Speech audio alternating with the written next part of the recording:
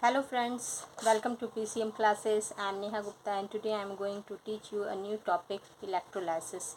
ये Selina book का chapter 6 है और ये चैप्टर आप लोगों के फाइनल टर्म के साथ साथ ये फर्स्ट टर्म के लिए भी इम्पॉर्टेंट है क्योंकि फर्स्ट टर्म अब स्कूल्स में स्टार्ट हो गए हैं। तो सबसे पहले हम लोग जानते हैं इलेक्ट्रोलाइसिस होता क्या है। तो इलेक्ट्रोलाइसिस देखिए,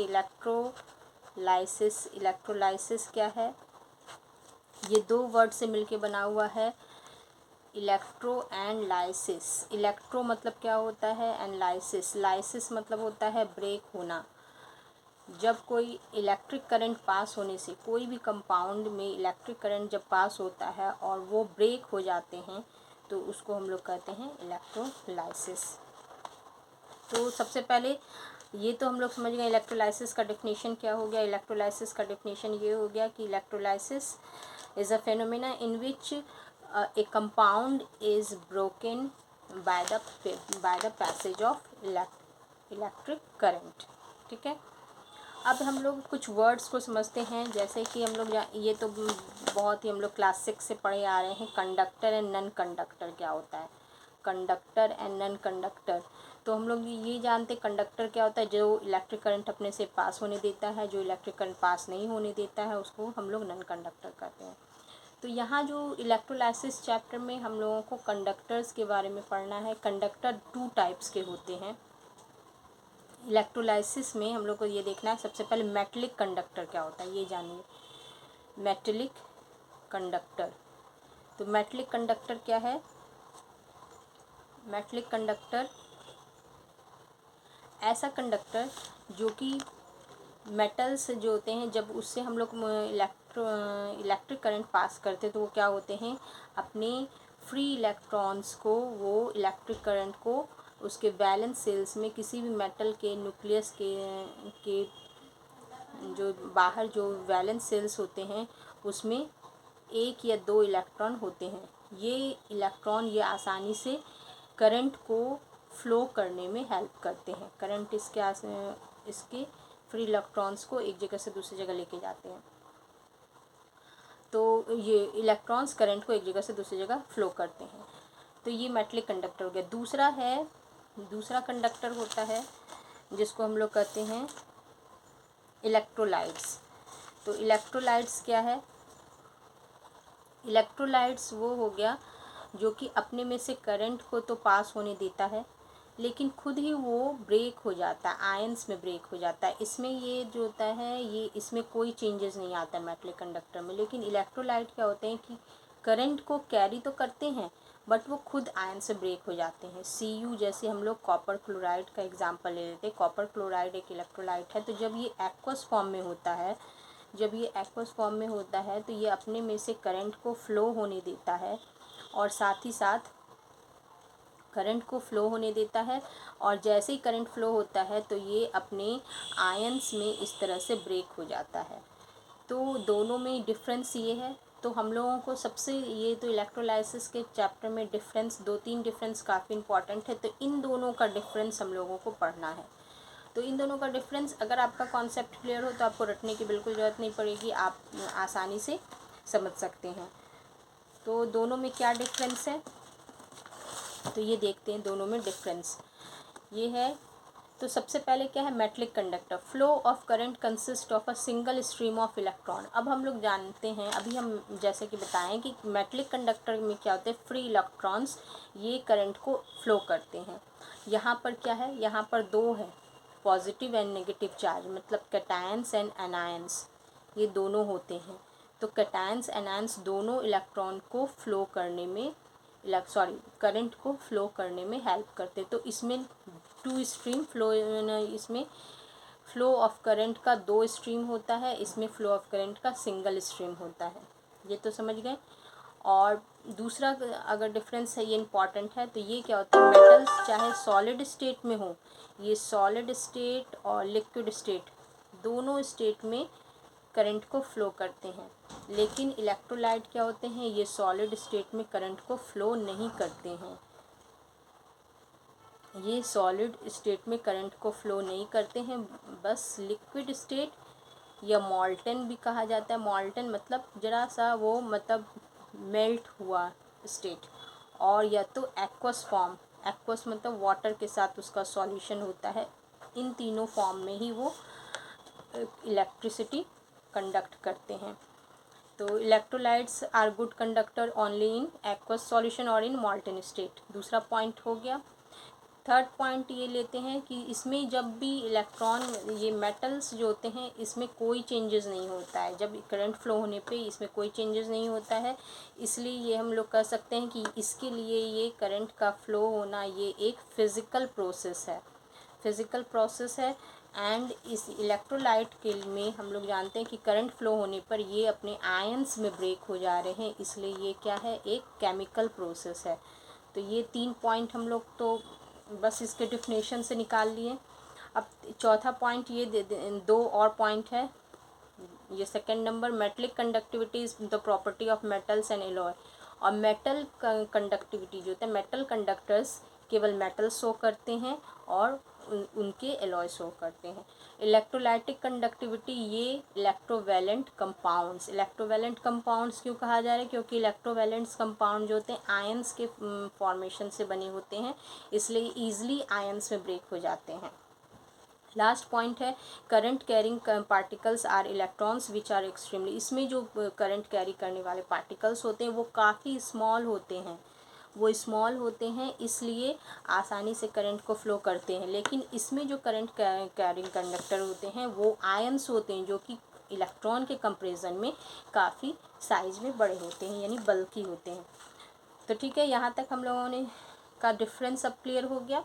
अब हम लोग आते हैं इलेक्ट्रोलाइट्स। इलेक्ट्रोलाइट्स तो डिफिनेशन हम लोगों ने पढ़ ही लिया, इलेक्ट्रोलाइट्स का ये डिफिनेशन आप लोग लर्न रखिएगा कि are which either in aqua solution और in molten state allow electric current to pass through them. ठीक है, तो अब इलेक्ट्रोलाइट्स होते कौन कौन हैं, तो इलेक्ट्रोलाइट्स जितने भी तरह के स्ट्रॉन्ग एसिड हैं, जितने भी तरह के बेसिस हैं जो स्ट्रॉन्ग बेसिस हैं, कुछ सॉल्ट्स होते हैं, ऑलमोस्ट जितने भी सॉल्ट होते हैं वो सभी इलेक्ट्रोलाइट होते हैं। एक दो एक्सेप्शन में है, वो आगे मैं बताती हूँ। Electrolytes are of 2 types. अब इलेक्ट्रोलाइट को भी हम लोग 2 टाइप में डिवाइड किए हैं। इलेक्ट्रोलाइट को हम लोगों ने 2 टाइप में डिवाइड किया है। एक स्ट्रॉन्ग मतलब जो ज़्यादा से ज़्यादा इलेक्ट्रिक करंट को अपने में से पास होने देता है। स्ट्रॉन्ग वो होता है जो ज़्यादा से ज़्यादा इलेक्ट्रिक करंट को पास होने देता है। और जब किसी स्ट्रॉन्ग इलेक्ट्रोलाइट कौन कौन होते हैं ये बताती हूँ। तो स्ट्रॉन्ग और वीक इलेक्ट्रोलाइट वो होते हैं जो बहुत कम इलेक्ट्रॉन को अपने से पास होने देते हैं, which allow small amount of electricity to pass through them. तो स्ट्रॉन्ग इलेक्ट्रोलाइट कौन होंगी, जितने भी तरह के स्ट्रॉन्ग एसिड होते हैं, HCl, H2SO4, HNO3, ये सभी हैं स्ट्रॉन्ग एसिड। और वीक में क्या होंगे, जितने भी तरह के वीक एसिड हैं, for example acetic acid, formic acid, ये सभी वीक इलेक्ट्रोलाइट होंगे। स्ट्रॉन्ग, अब ये तो एसिड में बताएं। अब इसी तरह बेस, जितने भी तरह के बेस हैं हम लोग जानते हैं, एल्कली, ये सभी स्ट्रॉन्ग बेस होते हैं। तो ये हो गया। और इसी तरह इसमें जो वीक बेस है, फॉर एग्जांपल अमोनियम हाइड्रोक्साइड है, and ammonium hydroxide and calcium hydroxide, ये सभी वीक इलेक्ट्रोलाइट में आते हैं। अब ये तो एसिड का बता दिया, बेस का बता दिए। अब कुछ सॉल्ट भी जानिए। कुछ सॉल्ट में तो ज़्यादातर जो होते हैं सॉल्ट जो होता है, ये जितने भी तरह के सॉल्ट होते हैं वो स्ट्रॉन्ग इलेक्ट्रोलाइट्स होते हैं। तो लेकिन कुछ स्ट्रॉन्ग इलेक्ट्रोलाइट सॉल्ट का एग्जांपल है lead bromide and cupric chloride. ठीक है, और वीक का एग्जांपल है अमोनियम कार्बोनेट एंड ये है एक और आता है मर्क्यूरी क्लोराइड HgCl2। ये तो ये सब स्ट्रॉन्ग और वीक हम लोगों ने जान लिया। ये सब आप लोगों को लर्न रखना होगा, स्ट्रॉन्ग कौन होता है, वीक कौन होता है, ये आपको लर्न रखना है। अब इसके बाद हम लोग आते हैं स्ट्रॉन्ग और वीक इलेक्ट्रोलाइट में क्या डिफरेंस है, ये हम लोग देख लें। स्ट्रॉन्ग तो स्ट्रॉन्ग इलेक्ट्रोलाइट होते हैं electrolyte which allow a large amount of electricity to pass through them. जो इलेक्ट्रोलाइट अपने से ज़्यादा से ज़्यादा करंट को फ्लो होने देते हैं तो उसको स्ट्रॉन्ग इलेक्ट्रोलाइट कहते हैं, और उसके जस्ट अपोजिट वीक इलेक्ट्रोलाइट होता है। ये तो पहले भी बता चुके हैं। अब स्ट्रॉन्ग जितने भी जो होते हैं गुड कंडक्टर्स होंगे, जितने भी मेटल्स हो गए, जितने जो भी गुड कंडक्टर्स होते हैं वो स्ट्रॉन्ग इलेक्ट्रोलाइट में आते हैं। ये तो पॉइंट फर्स्ट से कनेक्टेड है। हाँ, सेकंड थर्ड पॉइंट में ये देखिए, ये थर्ड पॉइंट काफ़ी इम्पॉर्टेंट है। जब भी स्ट्रॉन्ग इलेक्ट्रोलाइट का बात होता है तो जब स्ट्रॉन्ग इलेक्ट्रोलाइट जो होते हैं वो किसी से करंट पास होता है तो उसके सॉल्यूशन में क्या होता है, स्ट्रॉन्ग इलेक्ट्रोलाइट है, करंट पास होता है तो ये कम्प्लीटली आयंस में ब्रेक हो जाते हैं। ठीक है, कम्प्लीटली आयन से ब्रेक होते हैं। मतलब अगर हम लोग इसका इलेक्ट्रोलाइट में देखें तो हम लोगों को केवल आयंस ही मिलेगा, लेकिन वीक इलेक्ट्रोलाइट में क्या होता है, इसके कुछ ही मॉलिक्यूल्स, वीक इलेक्ट्रोलाइट के केस में कुछ मॉलिक्यूल्स जो होते हैं ना, सम मॉलिक्यूल्स एज सच रह जाते हैं। तो उसके अगर हम लोग उस इलेक्ट्रोलाइट के सॉल्यूशन में कुछ मॉलिक्यूल्स और कुछ आयंस, ये दोनों प्रेजेंट मिलेंगे। इसमें क्या होता है, इसमें ओनली फ्री मोबाइल आयंस होते हैं, क्योंकि ये तो इलेक्ट्रोलाइट है इसलिए इसमें इलेक्ट्रॉन ही आयंस होते हैं, इसलिए ये इसमें मोबाइल आयंस होंगे। ये जितने भी हम लोग देखें कम्प्लीटली आयंस हैं तो ये क्या है, ये सारे मोबाइल आयंस हैं। लेकिन इस केस में क्या होगा कि कुछ मॉलिक्यूल्स तो ब्रेक हुए ही नहीं, तो इसलिए इसमें फ्यू आयंस होते हैं। आयंस जो होता है स्ट्रॉन्ग से कम होता है। थर्ड में है कि strong electrolyte allow bulb to, इसमें अगर हम लोग स्ट्रॉन्ग इलेक्ट्रोलाइट में अगर किसी बल्ब को कनेक्ट करते हैं तो वो ब्राइटली जलता है, वो ब्राइटली ग्लो करेगा और इसमें डीम ग्लो होता है। ठीक है, तो ये डीम ग्लो करता है। ये तो दोनों में डिफरेंस हो गया। ये दोनों डिफरेंस आप लोगों के एग्ज़ाम के पर्पस के लिए बहुत अच्छा है, और इस तरह से कॉन्सेप्ट क्लियर हो जाने पे आपको रटना नहीं पड़ेगा और आप आसानी से एग्ज़ाम में कॉन्सेप्ट से डिफरेंस बनाकर लिख सकते हैं। अब नन इलेक्ट्रोलाइट क्या होता है, तो नन इलेक्ट्रोलाइट वो होता है जो बिल्कुल ही करंट को अपने से फ्लो नहीं होने देता है, तो उसको हम लोग नन इलेक्ट्रोलाइट कहते हैं। अब examples of non electrolyte, distil water, alcohol, kerosene, ये सब है। और एक इम्पॉर्टेंट पॉइंट याद रखिए, ये डिस्टिल वाटर जो होता है ना, डिस्टिल्ड वाटर ये बिल्कुल प्यूरिफाइड किया रहता है। तो जो भी हम लोग टैप वाटर पीते हैं ना, टैप वाटर या फिर हम लोग जो ये फ़िल्टर वाटर पीते हैं, तो ये सब वाटर में कुछ ना कुछ आयंस प्रेजेंट रहते हैं, जो कि ये कार्बोनेट के फॉर्म में हों या जो होता है सल्फेट के फॉर्म में। टैप वाटर में जनरली सल्फेट कार्बोनेट ये प्रेजेंट होता है, कैल्शियम एंड मैग्नीशियम इन दोनों का। तो इन आयंस के प्रेजेंस की वजह से ही टैप वाटर जो होते हैं वो अच्छे इलेक्ट्रोलाइट होते हैं, यानी स्ट्रॉन्ग इलेक्ट्रोलाइट के कैटेगरी में होते हैं। और डिस्टिल वाटर में ये सभी जो होता है प्योरीफाई इतना कर दिया जाता है, इसमें कोई आयंस नहीं बचते हैं, इसलिए ये जो है नन इलेक्ट्रोलाइट के कैटेगरी में। तो ये ऑब्जेक्टिव में हमेशा ये आता है। ठीक है, तो ऑब्जेक्टिव के पर्पज़ से ये काफ़ी इम्पॉर्टेंट है। अब इसके बाद हम लोग आते हैं एसिड बेस। अब ये सब हम लोग समझ गए। अब हम लोग थोड़ा सा पढ़ते हैं इलेक्ट्रोलाइटिक सेल क्या होता है। एसिड बेस इलेक्ट्रोलाइट्स तो मैंने बता दिया। अब इलेक्ट्रोलाइटिक सेल क्या होता है, तो जो इलेक्ट्रोलाइटिक सेल क्या होता है, एक ऐसा समझ सकते हैं कि ऐसा एक वेसल है जिसके अंदर इलेक्ट्रोलाइसिस का प्रोसेस किया जाता है, और इसमें 2 इलेक्ट्रोड्स होते हैं। जनरली 2 इलेक्ट्रोड्स को डाला जाता है। अब इलेक्ट्रोड्स क्या होता है, तो ये भी हम लोग यहीं पे डेफिनेशन देख लेते हैं। इलेक्ट्रोड्स जो होता है 2 प्लेट्स होते हैं, 2 मेटल के प्लेट होते हैं। ये मेटल के प्लेट्स, या फिर ये कभी कभी कार्बन रॉड भी होता है, कार्बन के रॉड्स भी हो सकते हैं, और ये कभी कभी ग्रेफाइट का भी हम लोग रॉड लेते हैं। ठीक है, ग्रेफाइट रॉड, ये तीनों हो सकते हैं। तो इन सब में से कुछ भी इलेक्ट्रोड होता है, इसको एक सॉल्यूशन में डिप रखा जाता है। ये सॉल्यूशन ही होता है, यही जो हम लोग अभी पढ़े थे, इलेक्ट्रोलाइट, स्ट्रॉन्ग इलेक्ट्रोलाइट भी। तो ये इलेक्ट्रोलाइट होता है। ये इलेक्ट्रोलाइट होता है। एंड ये इस सॉल्यूशन में डिप रहते हैं और इस दोनों प्लेट को किसी वायर से इस तरह से बैटरी से या किसी सेल से इस तरह से कनेक्ट कर दिया जाता है। तो ये दो तरह के इलेक्ट्रोड होते हैं। अब ये जो हम लोग बैटरी से कनेक्ट किए हैं, ये बैटरी क्या होता है, इसको इलेक्ट्रिक करंट प्रोवाइड करता है और इस इलेक्ट्रिक करंट की वजह से ये इलेक्ट्रोलाइटिक जो सॉल्यूशन है इसमें केमिकल रिएक्शन होता है या केमिकल प्रोसेस होता है। तो इसलिए इलेक्ट्रोलाइसिस क्या करता है, इलेक्ट्रिक एनर्जी को केमिकल एनर्जी में कन्वर्ट करता है।